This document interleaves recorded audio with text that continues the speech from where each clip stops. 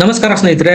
ವೆನಿಜುವೆಲಾದಲ್ಲಿ America ಏನೆಲ್ಲ ಕಾಂಡ ಮಾಡಿದೆ, ಅದರಿಂದ ಏನೆಲ್ಲ ಟೆನ್ಷನ್ ಶುರುವಾಗಿದೆ, ಅದರ ಲಾಭ ಆಗ್ತಾ ಇರೋದು ಭಾರತಕ್ಕೆ.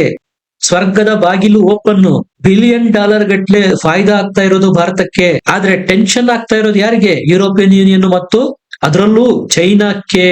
ವೆನಿಜುವೆಲಾದ ಮೇಲೆ ಅಮೆರಿಕ ಅಟ್ಯಾಕ್ ಮಾಡಿರೋದ್ರಿಂದ ಚೈನಾಕ್ಕೆ ಲಾಸ್ ಆಗಿದೆ, ಒಪ್ಕೊಳ್ಬಹುದು. ಆದ್ರೆ ಇದರಿಂದ ಭಾರತಕ್ಕೆ ಹೆಂಗ್ ಲಾಭ? ಅದನ್ನ ಎಳೆ ಎಳೆಯಾಗಿ ಹೇಳ್ತೇನೆ. ಈ ಉರಿಯುವ ಬೆಂಕಿನಲ್ಲಿ ಭಾರತ ಚಳಿ ಕಾಯಿಸಿಕೊಂಡಿದೆ, ಪ್ರಾಫಿಟ್ ಮಾಡಿಕೊಂಡಿದೆ. ಇದೇ ನೋಡಿ ಭಾರತದ ವಿದೇಶಾಂಗ ನೀತಿಯ ಸಕ್ಸಸ್. ಇಷ್ಟು ದಿವಸ ಚೈನಾ ಮತ್ತು ಅಮೆರಿಕ ಮಾಡ್ತಾ ಇದ್ದಿದ್ದೆ ಇದೇ ಸ್ಟ್ರಾಟಜಿ. ತಮಗೆ ಎಲ್ಲಿ ಲಾಭ ಇದೆಯೋ ಅಲ್ಲಿ ಮೂಗು ತುರ್ಸೋದು. ಈ ಚಾಣಕ್ಯ ನೀತಿಯನ್ನ ಭಾರತ ಸಹ ಕರತಲಾಮಲಕ ಮಾಡ್ಕೊಂಡ್ಬಿಟ್ಟಿದೆ. ಎಲ್ಲಿ ಎಷ್ಟು ಮಾತಾಡ್ಬೇಕು, ಯಾವಾಗ ಯಾವ ರೀತಿ ಮೂಗು ತೂರಿಸ್ಬೇಕು, ಚೈನಾನ ಮೇಲೇಳದಂತೆ ಯಾವಾಗ ಬಾರಿಸಿ ಮಲಗಿಸ್ಬೇಕು, ಅಮೆರಿಕಕ್ಕೆ ಯಾವಾಗ ಹೇಗೆ ಎಲ್ಲಿ ಪ್ರತ್ಯುತ್ತರ ಕೊಡಬೇಕು, ಈ ಎಲ್ಲವನ್ನ ಭಾರತ ಸಂಪೂರ್ಣವಾಗಿ ಪರಿಣತಿ ಹೊಂದಿ ಕಲ್ತ್ಬಿಟ್ಟಿದೆ. ಎಲ್ಲೆಲ್ಲಿ ರಕ್ಷಣಾತ್ಮಕವಾಗಿ ಆಟ ಆಡ್ಬೇಕು, ಎಲ್ಲೆಲ್ಲಿ ಅಗ್ರೆಸಿವ್ ಆಗಿ ಆಟ ಆಡ್ಬೇಕು, ಎಲ್ಲಿ ಪ್ರಾಫಿಟ್ ಆಗುತ್ತೋ ಅಲ್ಲಿ ಭಾರತ ಎಂಟ್ರಿ ಆದೇ ಆಗುತ್ತೆ. ಪ್ರಾಫಿಟ್ ಇಲ್ಲದ ಕಡೆ ಭಾರತ ಮೂಗು ಸಹ ತುರ್ಸೋದಿಲ್ಲ. ನಿಮಗೆ ಗೊತ್ತಿರಲಿ, ವೆನಿಜುವೆಲಾ ಪ್ರಪಂಚದ ಅತಿ ದೊಡ್ಡ ಆಯಿಲ್ ರಿಸರ್ವ್ ಹೊಂದಿರತಕ್ಕಂತಹ ದೇಶ. ತೈಲ ಭಂಡಾರ ಅಷ್ಟೇ ಅಲ್ಲ, ಚಿನ್ನ ಮತ್ತು ರೇರ್ ಅರ್ತ್ ಎಲಿಮೆಂಟ್ಸ್ ವೆನಿಜುವೆಲಾದಲ್ಲಿ ಯಥೇಚ್ಛವಾಗಿ ಸಿಗ್ತವೆ. ಭಾರತಕ್ಕೆ ವೆನಿಜುವೆಲಾದಿಂದ ಯಾವಾಗ ಲಾಭ ಆಗುತ್ತಪ್ಪ ಅಂದ್ರೆ, ಸಂಪೂರ್ಣವಾಗಿ ವೆನಿಜುವೆಲಾ ಅಮೆರಿಕದ ಕಬ್ಜಾಕ್ಕೆ ಹೋದಾಗ. ಯಾಕಂದ್ರೆ ONGC ಈಗ $1 ಬಿಲಿಯನ್ ವೆನಿಜುವೆಲಾದಲ್ಲಿ ಇನ್ವೆಸ್ಟ್ ಮಾಡಿದೆ. ಆ ಒಂದು ಇನ್ವೆಸ್ಟ್ಮೆಂಟ್ ಸುಮಾರು 7,000 ಕೋಟಿ ಆಗುತ್ತದು. ಆ ಇನ್ವೆಸ್ಟ್ಮೆಂಟ್ 2020ರಿಂದ ಡೆಡ್ ಆಗಿದೆ, ಭಾರತಕ್ಕೆ ಲಾಭ ಮಾಡ್ತಾ ಇಲ್ಲ. ನಮ್ಮ ONGC ವೆನಿಜುವೆಲಾದ ಒಂದು ಆಯಿಲ್ ಕಂಪನಿನಲ್ಲಿ 40% ಸ್ಟೇಕ್ ಹೊಂದಿದೆ. 2020ರವರೆಗೂ ಭಾರತ ಲಕ್ಷ ಬ್ಯಾರಲ್ ತೈಲ ತೆಗಿತಾ ಇತ್ತು ವೆನಿಜುವೆಲಾದಿಂದ. ಪ್ರತಿದಿನ ಈ ತೈಲ ಸಿಗ್ತಾ ಇತ್ತು ನಮಗೆ. ಆದ್ರೆ 2020ರಲ್ಲಿ ವೆನಿಜುವೆಲಾದ ಈ ತೈಲಕ್ಕೆ ಬ್ಯಾನ್ ಬಿತ್ತು. ಆಗ ನಮ್ಮ $1 ಬಿಲಿಯನ್ ವೆನಿಜುವೆಲಾದಲ್ಲಿ ಇನ್ವೆಸ್ಟ್ ಮಾಡಿದ ದುಡ್ಡು ಡೆಡ್ ಆಗೋಯ್ತು. ಈಗ ಅಮೆರಿಕ ಕಬ್ಜಾ ಮಾಡ್ಕೊಂಡಿದೆ ವೆನಿಜುವೆಲಾನ. ಹಾಗಾದ್ರೆ ನಮಗೆ ಇದರಿಂದ ಮತ್ತೆ ಬಿಸ್ನೆಸ್ ರೀಸ್ಟಾರ್ಟ್ ಮಾಡೋದಕ್ಕೆ ಯಾವ ರೀತಿ ಅನುಕೂಲ ಆಗುತ್ತೆ, ಇದು ಪ್ರಶ್ನೆ. ಮತ್ತೆ ನಮ್ಮ ONGCಗೆ ವೆನಿಜುವೆಲಾದ ತೈಲವನ್ನು ಹೊರತೆಗೆಯುವುದಕ್ಕೆ ಅನುಮತಿ ಸಿಗುತ್ತಾ? ಈ ಪ್ರಶ್ನೆ ಡಾಲರ್ ಅಲ್ಲಿದೆ.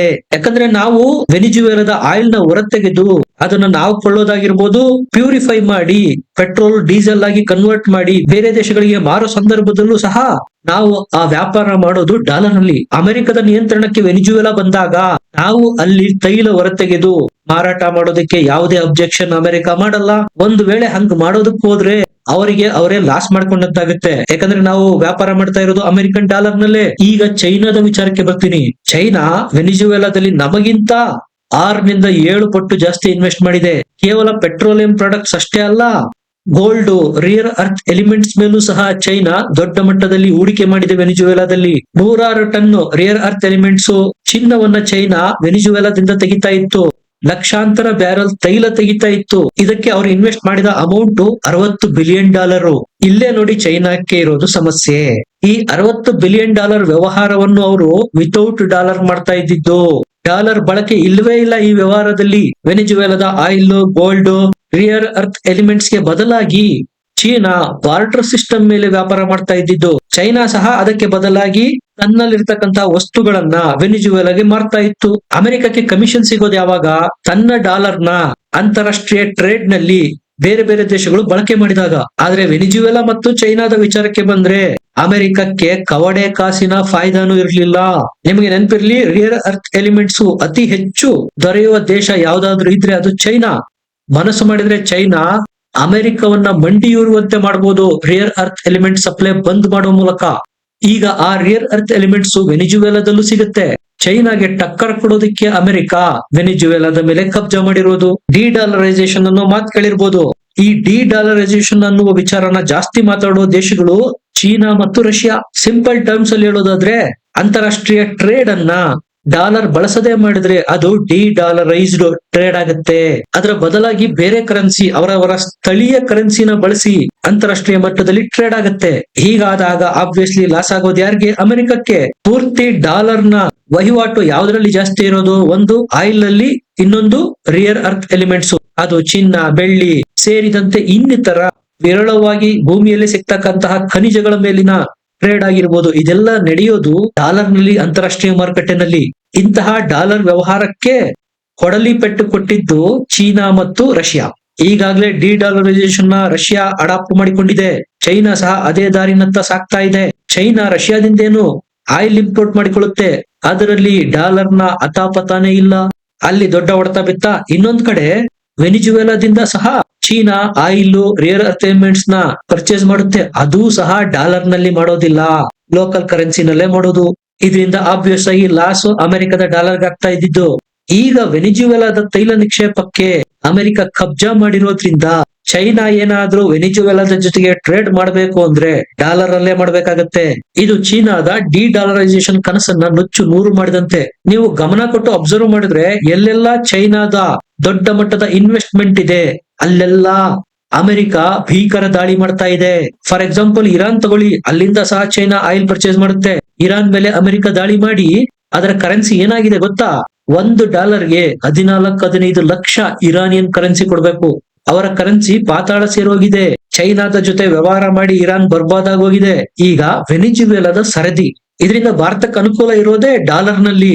ಭಾರತ ಏನು ಡಿ-ಡಾಲರೈಸೇಷನ್ ಬಗ್ಗೆ ಅಷ್ಟೊಂದು ಪ್ರಚಾರ ಪ್ರಸಾರ ಮಾಡಲ್ಲ. ಡಾಲರ್ ಬಳಕೆಗೆ ನಮ್ದು ಯಾವುದೇ ಅಭ್ಯಂತರ ಇಲ್ಲ. ವೆನಿಜುವೆಲಾದಲ್ಲಿ ನಾವು ನಮ್ಮ ONGC ಇಂದ ತೈಲ ತೆಗಿತಾ ಇದ್ದೇವೆ, ಅದನ್ನ ಡಾಲರ್ ನಲ್ಲೇ ಪರ್ಚೇಸ್ ಮಾಡ್ತೇವೆ.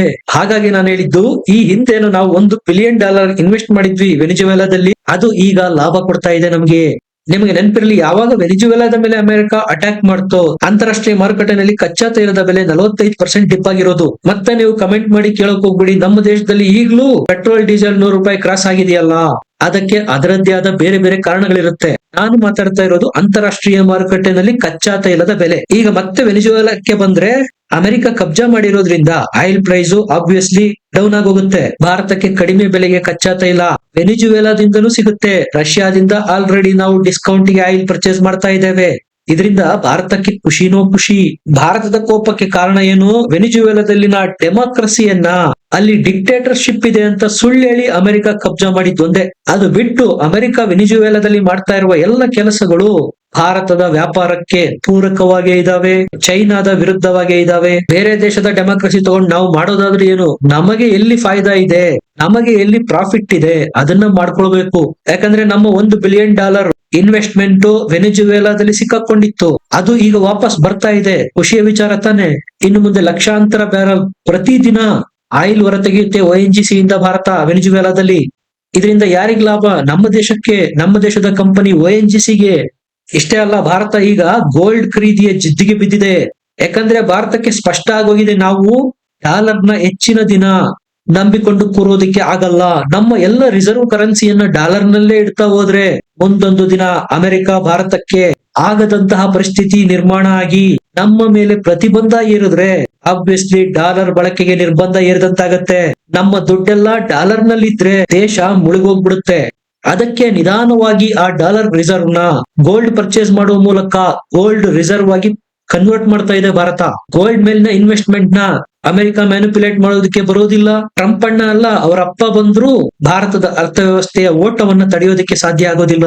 ಹಾಗಾಗಿ ನೋಡಿ, ಪ್ರಪಂಚದಲ್ಲಿ ಯಾವುದೇ ದೇಶ ಚಿನ್ನ ಮಾರೋದಕ್ಕೆ ಮುಂದೆ ಬಂದ್ರು ಅದರ 50% ಭಾರತ ಖರೀದಿ ಮಾಡಿ ಇಟ್ಕೊಳ್ತಾ ಇದೆ. ಇದೆಲ್ಲ ಯಾಕೆ? ಡಾಲರ್ ಮೇಲಿನ ವಿಶ್ವಾಸ ದಿನದಿಂದ ದಿನಕ್ಕೆ ಕುಸಿತಾ ಇರೋದ್ರಿಂದ. ಎರಡೆರಡು ಫಾಯ್ದಾಗಳು ಭಾರತಕ್ಕಾಗ್ತಾ ಇರೋದು. ಒಂದು, ವೆನಿಜುವೆಲಾದ ಆಯಿಲ್. ಇನ್ನೊಂದ್ ಕಡೆ ನಮ್ಮ ಶತ್ರು ರಾಷ್ಟ್ರ ಚೈನಾವನ್ನ ಅಮೆರಿಕ ಟಾರ್ಗೆಟ್ ಮಾಡ್ತಾ ಇರೋದು. $60 ಬಿಲಿಯನ್ ವೆನಿಜುವೆಲಾದಲ್ಲಿ ಚೈನಾ ಇನ್ವೆಸ್ಟ್ ಮಾಡಿದ್ದು, ಅದೆಲ್ಲ ಈಗ ಒಳೆನಲ್ಲಿ ಹುಣಸೆ ಹಣ್ಣು ಹಿಂಡಿದಂತಾಗಿದೆ. ಹಾಕಿದ ದುಡ್ಡು ವಾಪಸ್ ಇಲ್ಲ, ತೈಲನೂ ಇಲ್ಲ, ಇಂಗು ತಿಂದ ಮಂಗನಂತಾಗಿದೆ ಚೈನಾದ ಪರಿಸ್ಥಿತಿ. ಇದನ್ನ ನೋಡಿ ಭಾರತ ಖುಷಿ ಪಡ್ಬೇಕು. ನಿಮ್ಗೇನನ್ಸುತ್ತೆ? ಕಮೆಂಟ್ ಮಾಡಿ, ಲೈಕ್ ಮಾಡಿ, ಚಾನೆಲ್ ನ ಸಬ್ಸ್ಕ್ರೈಬ್ ಮಾಡಿ. ಮತ್ತೆ ಸಿಗೋಣ. ನಮಸ್ಕಾರ.